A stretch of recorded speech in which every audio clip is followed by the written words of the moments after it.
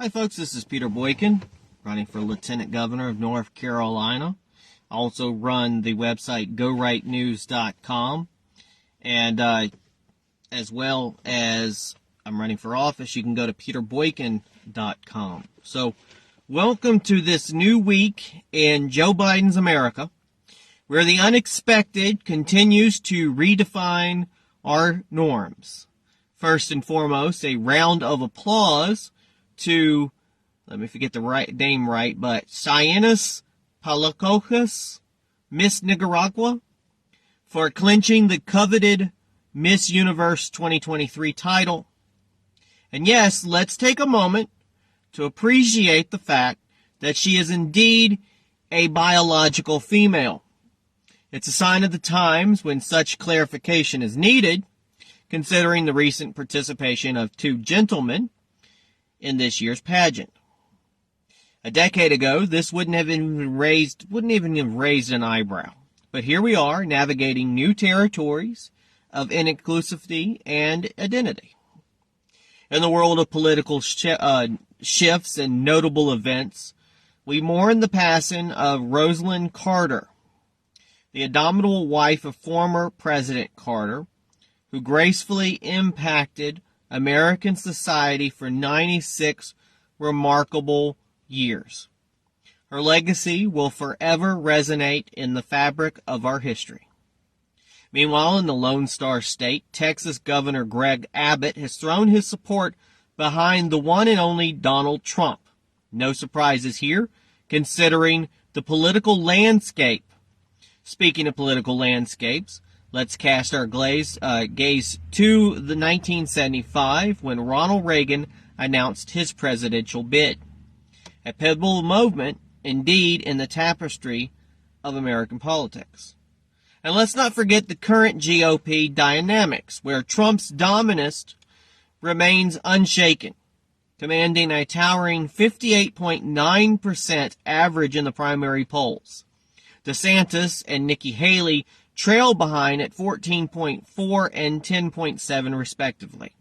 The numbers paint a clear picture of the continued influence of the former president in shaping the Republican landscape. Moving along.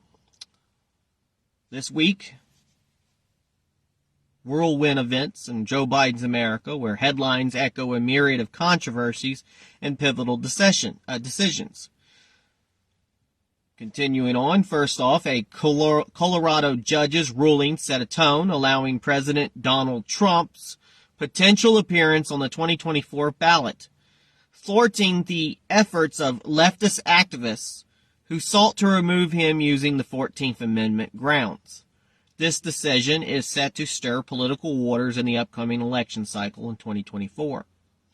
In a monumental move, House Speaker Mike Johnson announced the public release of over 40,000 hours of Capitol security footage from the tremendous January 6, 2021 events. This disclosure promises to shed new light on the events of that fateful day.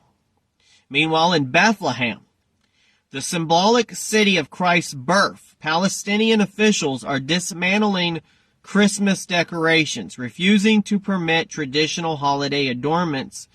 And this action is such a historically significant location, raises questions and stirs emotions. I'm not very happy about that one. Meanwhile, tech giant Microsoft is making waves by hiring Sam Altman, the former CEO of OpenAI, after his abrupt departure from the AI company. This transition marks a significant move within the realm of artificial intelligence. However, amidst these developments, disturbing news surfaces as the brother-in-law of Stacey Abrams, the Democratic gubernatorial candidate from Georgia, faces serious charges, including human trafficking and offenses against a minor.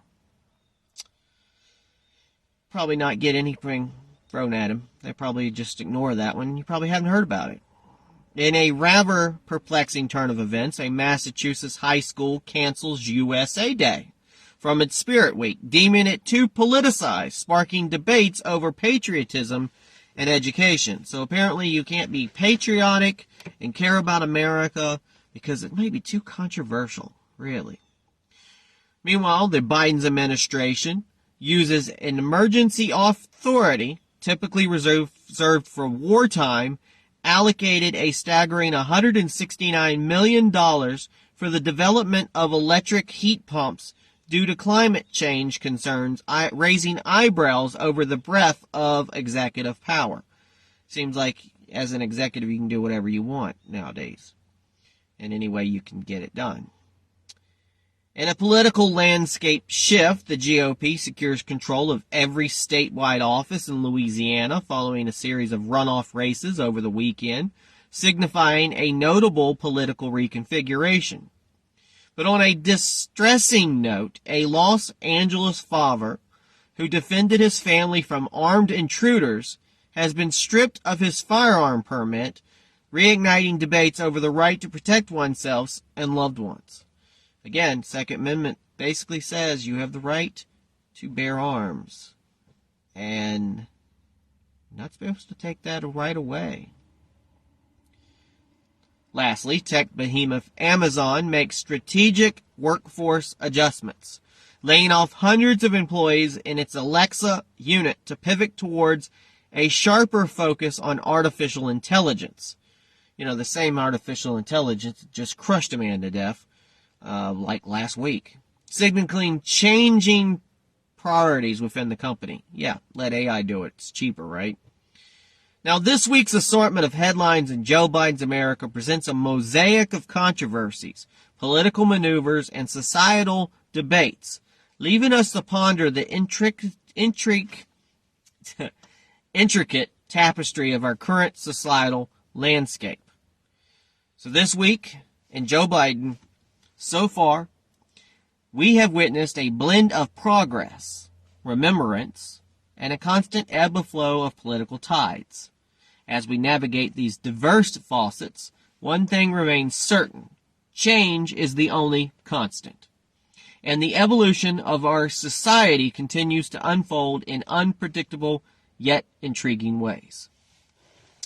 This is Peter Boykin running for Lieutenant Governor of North Carolina, and I'm going to probably start delivering at least these daily update headlines more frequently as time goes to get you kind of like a morning boost of knowing what's going on. Some of these small headlines will probably turn into bigger stories. You can catch most of it on GoRightNews.com, and you can check out more my political campaign at PeterBoykin.com. Please share this. God bless everybody, and let's make North Carolina great again.